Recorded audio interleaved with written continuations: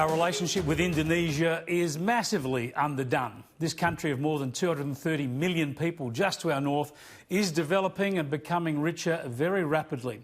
The potential for economic cooperation that can be mutually beneficial is massive, whether it's through education, food exports, tourism, business services, resources deals.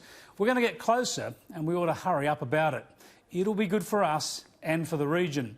We know about the difficulties. We've had horrible troubles with Islamist terrorism, spying scandals and Australian nationals executed over drug dealing. But we've got to focus on the opportunities. And that was the focus of both Scott Morrison and Indonesian President Joko Widodo today during a visit to formalise a trade deal and in which Jokowi, as the President's known, was given the honour of addressing a joint sitting of our Parliament. Today, we welcome the President of the Republic of Indonesia, His Excellency Joko Widodo. President Widodo, it is an honour and a privilege to have you here amongst us as a true friend. Selamat datang. Indonesia dan Australia ditakdirkan sebagai tetangga dekat. Are destined to be kita close tidak neighbors, bisa memilih tetangga. And we cannot choose our tidak neighbors. bisa. Namun kita memilih untuk bersahabat. We have choose to be Australia friends. adalah sahabat paling dekat Australia Indonesia. is Indonesia's closest friend. We hear a lot about ScoMo and Bojo, but the relationship between ScoMo and Joko might be more important. To discuss all this, I'm joined from Perth by Kyle Springer, who's a senior analyst at the USAsia Centre. Thanks for joining us, Kyle. This is the second Indonesian president in recent times to come to Canberra and speak to Parliament, but it's a pretty rare occasion and a pretty important one for both countries.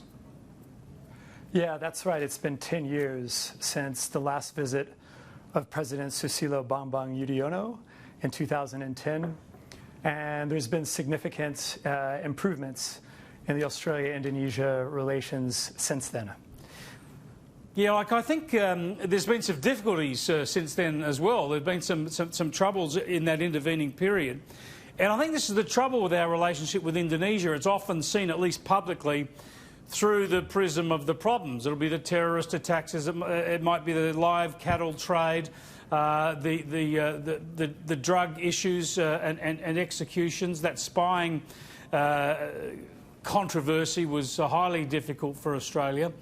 But in the end, there's so much for Australia not just to do for Indonesia. A lot of people complain about our massive aid budget to Indonesia, but there's so much potential upside for Australia, isn't there? I don't think we've begun to tap into it. That's correct. Australia has just scratched the surface, barely even, with this recent free trade agreement that the Indonesian Parliament just signed into ratification on Thursday. Look, you're right. The economic relationship is underdone. Investment between both countries is negligible. Trade, by the two-way trade, has stagnated at 2% for the last 10 years since the last visit. So a lot needs to happen. A lot of other countries in the region are already investing in Indonesia. They're already sending their A-team to promote business relations. So Australia, it's time for Australia to up its game, so to speak, in Indonesia. Now, what do we need to do that, though? Do we need to have more people visiting Indonesia on education exchanges? Do we need more businesses to look at the investment opportunities there? Do we want tourists to get people-to-people exchanges happening more often, tourists to venture beyond Bali?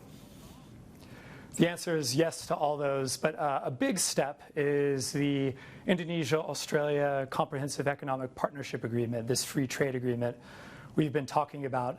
Indonesia doesn't have very many of these with G20 partners like Australia. So this is a big step in the right direction. It offers a lot of opportunities for Australian agricultural exports. It sets up a number of committees for Australia and Indonesia to participate in, to examine their trade and investment ties, and really cut to the core of the issues of why Australia and Indonesia have a stagnated trade and investment relationship. Yeah, I mean, this is the difficulty, right? Indonesia's so close to us, such a massive population, but there are cultural differences that are pretty difficult. Obviously, it goes way beyond language. It goes to their legal system, their way of doing business. So it's a bit daunting for Australian businesses. Is this where government needs to get in and help provide a lot of really basic assistance for companies either looking for export opportunities in Indonesia or looking to expand their own businesses there? I think there is a role for government, but perhaps I think Australian businesses underestimate their ability to work across cultures. We've got to remember Australia has an excellent trade relationship with China. Australia does well elsewhere in Southeast Asia.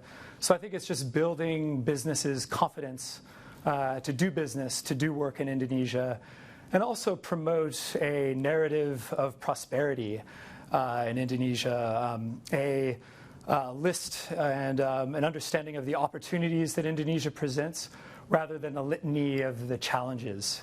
Now, Joko Widodo is a pretty modern, pretty liberal, pretty accessible sort of a president for Indonesia. He got on well with Malcolm Turnbull previously. He seems to have a good relationship with Scott Morrison. How important is that personal relationship between those two leaders? I think it is very important, and I do see that Prime Minister Morrison and President Jokowi have a good relationship. Prime Minister Morrison went up to Jakarta for Jokowi's inauguration late last year. I think they have a lot of synergy together. They have good chemistry, and I think we'll see a lot come out of their relationship, definitely. Yeah, I think that was a very, very smart move of Scott Morrison. I think he'd barely been sworn in and he was up there for the inauguration, which was a very wise move indeed. Thanks so much for joining us, Kyle. I appreciate it.